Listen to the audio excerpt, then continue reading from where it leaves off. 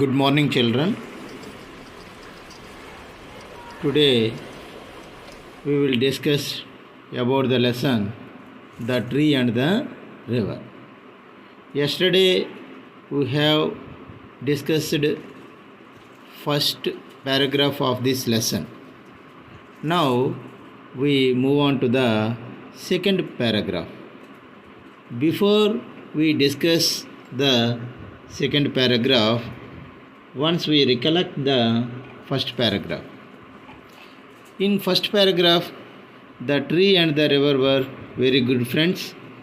They shared their happiness and sorrows and helped each other always. Some days before, the tree and the river lives very happily. But now the things changed. Now the time there is severe drought setting. So what things happened we will see in the second paragraph. Thank you. Children, all of you open your textbooks and see the page number 103, second paragraph. Now I read this paragraph, you just look into the textbooks and listen. Let's now see what happened. One day the tree saw the river crying. The tree asked the river for the reason. Wiping tears, the river said, "My dear friend, I am going to die very soon. Look here, there is no water left in me. Everyone is dumping waste into me. The waste is choking me. I can't live any more in this condition. But friend, you too look very sad. Why is it so?" The tree said, "Dear river, I am not lucky either. My condition is also similar to yours. People cut me down without any mercy. Besides, there is no water from my roots." Like this, they comforted each other. They discussed the matter. They decided to approach the Green Club, a club which takes care of plants and trees, for a solution. This is the paragraph. Yes, children. Now we discussed this paragraph sentence wise. One day the tree saw the river crying. The tree saw the river crying. Tree అన్నమాట రివర్ని చూసింది. River కొంచెం ఏడుస్తుంది అన్నమాట. The tree asked the river for the reason. Wiping tears the river said. Then the tree asked the river for the reason. ఎందుకు ఏడుస్తున్నావు నువ్వు అని చెప్పేసి ట్రీ రివర్ని అడిగింది. అంతే కదా, మనకి ఎవరైనా ఫ్రెండ్ ఎవరైనా ఏడుస్తుంటే మనం వెళ్ళి వై ఆర్ యూ క్రయింగ్ రా, వాట్ థింగ్స్ హ్యాపెండ్ అని చెప్పేసి అడుగుతామా లేదా? అలాగే ఇక్కడ ట్రీ కూడా రివర్ని అడిగిందనమాట, ఎందుకు ఏడుస్తున్నావు అని చెప్పేసి. అంటే wiping tears the river said. ఆ రివర్ తన యొక్క అంటే ఏడుస్తుంటే ఎవరికైనా కన్నీళ్ళు వస్తాయి కదా, టీయర్స్. ఆ టీయర్స్ని తుడుచుకుంటూ రివర్ చెప్పింది. ఏం చెప్పిందంటే, my dear friend, I am going to die very soon. అవును ఫ్రెండ్, నేనేమో చనిపోవడానికి సిద్ధంగా ఉన్నాను. అంటే ఇక్కడ చనిపోవడం అంటే ఏంటి అంటే త్వరలోనే ఆ రివర్ అనేది ఎండ్ అయిపోతుంది అనమాట. అంటే అంతమైపోతుంది, అంటే మొత్తం వాటర్ అలా కూడా క్లోజ్ అవుతుంది అనమాట. అదనమాట దాని అర్థం. My dear friend, I am going to die very soon. త్వరలోనే నేను అంతమైపోతున్నాను. Look here, there is no water left in me. ఒకసారి చూడు, ఇక్కడ ఏమైనా వాటర్ ఉందా? నాలో ఏమైనా వాటర్ ఉందా? There is no water left in me. Everyone is dumping waste into me. ప్రతి ఒక్కరు కూడా వాళ్ళ దగ్గర ఉన్న చెత్త అంతా కూడా నా మీద డంప్ చేస్తున్నారనమాట. Everyone is dumping waste into me. మనకి రకరకాలైన వేస్ట్లు ఉంటాయి. అంటే డొమెస్టిక్ వేస్ట్, లేకపోతే ఒక ఇల్లు డిస్మాంటిల్ చేసామనుకో ఆ వేస్టు, అలాగే ఎలక్ట్రానిక్ వేస్టు, ఇలాంటి ప్లాస్టిక్స్ ఇవన్నీ కూడా మనకి ఎక్కడికో డంప్ చేస్తాం. ఆ డంపింగ్ ఎక్కడ చేస్తున్నారు? ఈ రివర్లోనే వేసేస్తున్నారనమాట. Everyone is dumping waste into me. The waste is choking me. అది the waste is choking me. Choking me అంటే అసలు నన్ను చాలా ఇరుకు చేసేస్తాడనమాట. ఇంతకుముందు వాటరు చాలా ఫ్రీగా ఫ్లో అయింది, కానీ ఇప్పుడు ఎలా తయారైందంటే చాలా ఇరుకు అయిపోయాను అనమాట. అంటే వీళ్ళు వేస్టేజ్ అంతా కూడా నా మీద వేయడం వల్ల చాలా నేను ఇరుకు అయిపోయాను. చాకింగ్, అందుకే అన్నాడు చాకింగ్ అంటే ఏంటంటే fill a space to make movement difficult. అంటే మనం వెళ్ళడానికి కూడా వీలు లేకుండా ఇరుక్కు అయిపోతే దాన్ని చాకింగ్ అని అంటామన్నమాట. ద వేస్ట్ ఈజ్ చాకింగ్ మీ. ఆ వేస్ట్ అంతా కూడా నన్ను అసలు కదలకుండా చేస్తుంది, నాలో అసలు వాటర్ లేకుండా చేస్తుంది అనమాట. The waste is choking me. I can't live any more in this condition. ఈ యొక్క పరిస్థితుల్లో నేను అసలు నేను ఎక్కువ కాలం ఉండలేను అనమాట. I can't live any more in this condition. ఇలాంటి పరిస్థితే కంటిన్యూ అయితే నేను అసలు ఉండలేను. But friend, you too look very sad, why is it so? అయితే నువ్వు కూడా అసలు బాగలేవు, చూడడానికి ఏదో ఇబ్బంది పడుతున్నట్టుంది, నువ్వు కూడా విచారంగా కనబడుతున్నావు. But friend, you too look very sad, why is it so? ఎందుకు అలా జరుగుతుంది, ఏం జరిగింది అని చెప్పేసి again the river asked the tree. Then the tree said, dear river, I am not lucky either. River, నేను కూడా అంత లక్కీగా లేను, అదృష్టంగా లేను. I am not lucky either. నేను కూడా బాగోలేను, ఇలాగే ఉన్నాను, నా పరిస్థితి కూడా. My condition is also similar to yours. Yes, నా పరిస్థితి కూడా నీలాగే ఉంది, నా పరిస్థితి కూడా ఏమీ బాగోలేదు. పీపుల్ కట్ మీ డౌన్ వితౌట్ ఎనీ మెర్సీ. చూడు, ఈ యొక్క ప్రజలు ఉన్నారే, పీపుల్ ఉన్నారే, వాళ్ళు కనీసం మెర్సీ అంటే జాలి అనమాట. జాలి లేకుండా పీపుల్ కట్ మీ డౌన్ వితౌట్ ఎనీ మెర్సీ. మా యొక్క చెట్లన్నింటినీ కొట్టేస్తున్నారు, నా యొక్క జట్లని అన్నింటినీ కూడా బ్రాంచెస్ ఉంటాయి కదా, అవన్నీ కూడా కొట్టేస్తున్నారు అనమాట. పీపుల్ కట్ మీ డౌన్ వితౌట్ ఎనీ మెర్సీ. అదే కాకుండా బిసైడ్స్, ఇంకా అలాగే కాకుండా మమ్మల్ని ఇలాగా నరికేస్తున్నారు, చెట్లని ఎక్కడ పెడితే అక్కడ కొట్టేస్తున్నారు. అదే కాకుండా besides there is no water from my roots. మరి మేము పోనీ ఎలాగోలా బ్రతకాలనుకుంటే వాటర్ ఉండాలి కదా. ఇప్పుడు చెట్లు బ్రతకాలంటే వాటర్ ఉండాలి, వాటర్ లేకపోతే ఏమవుతాయి, ఆటోమేటిక్గా చెట్లు కూడా, ట్రీస్ కూడా చనిపోతాయి అన్నమాట. There is no water for my roots. అంటే నువ్వే ఎండిపోతుంటే మరి మాకు ఎలా వాటర్ వస్తుంది అని చూడు అని చెప్పేసి ఆ యొక్క ట్రీ రివర్తో అంటుందన్నమాట. Like this they comforted each other.